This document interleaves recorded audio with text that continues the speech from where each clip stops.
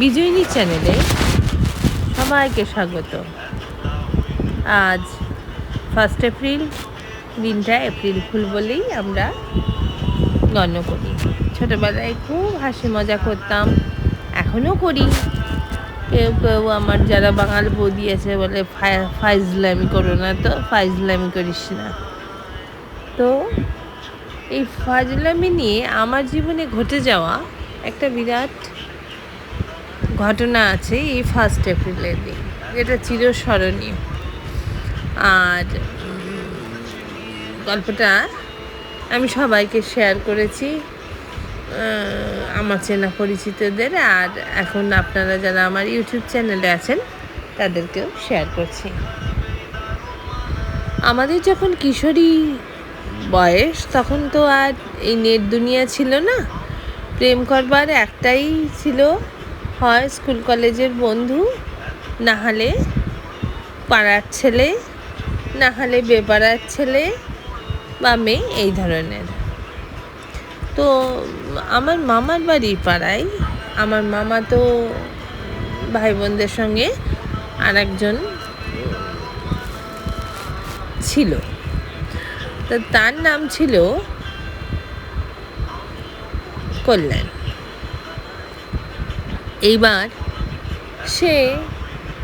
আমরা একসাথেই খেলাধুলো করতাম। আমার থেকে বেশ খানিকটা বয়সে বড়।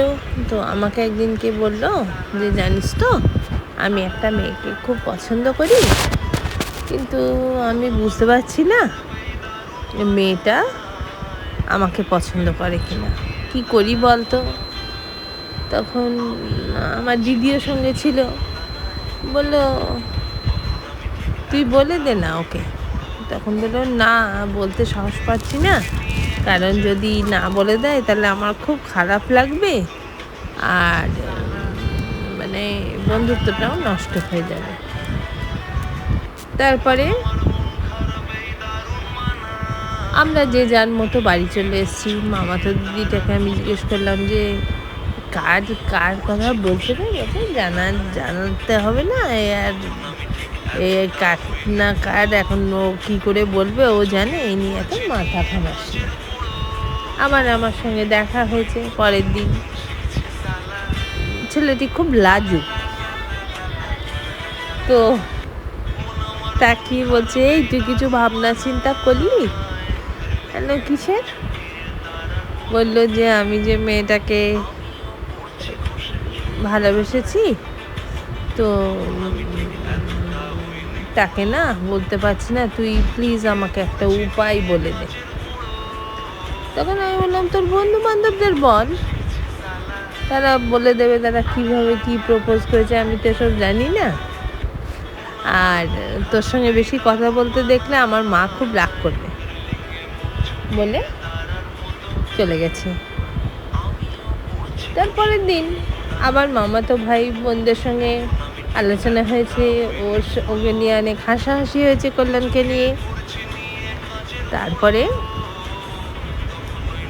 আমি বললাম যে, কি করা যায় বলতো। তখন আমার দিদি বলল যে, দাঁড়া, ওর সাথে দেখা হলে এই কথাটা বললে ওকে বলবো যে এপ্রিল ফুলের দিন বলতে মেয়েটাকে, তাহলে যদি মেয়েটা রাজি হয় ভালো, নাহলে বলে দেবে এপ্রিল ফুল।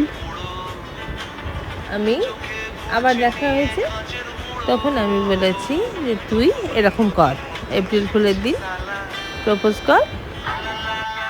তারপর কি হয়েছে, দুপুরবেলায় টেলিফোনটা বেজে উঠেছে।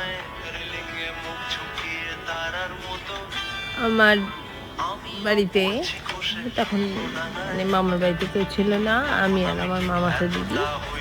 তখন বললো ফোনটা ধরতো, ধরেছি। ধরার পরে কল্যাণের দিক থেকে বললো, আই লাভ ইউ। আমি বললাম, হতচ্ছাড়া, এরকম ভাবে বললে হবে না, তুই গিয়ে দেখা করে বল। তখন বললো, না রে, সিরিয়াসলি আই লাভ ইউ। না, হ্যাঁ ঠিক আছে, এটা তো প্র্যাকটিস, কিন্তু তুই গিয়ে বল। ঠিক করে। তখন বললো আচ্ছা তাই করবো। তারপরে আর জানি না কি হয়েছিল। তারপরে ওকে আর আমি কোনোদিন দেখিনি।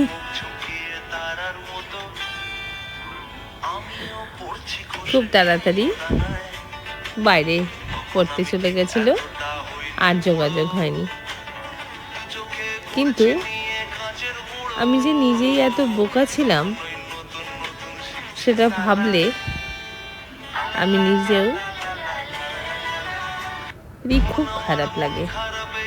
এরকম এপ্রিল ফুল প্রপোজাল আপনাদের যদি কারোর থেকে থাকে তাহলে প্লিজ শেয়ার করবেন, আমার সঙ্গে কমেন্ট করবেন, জানাবেন।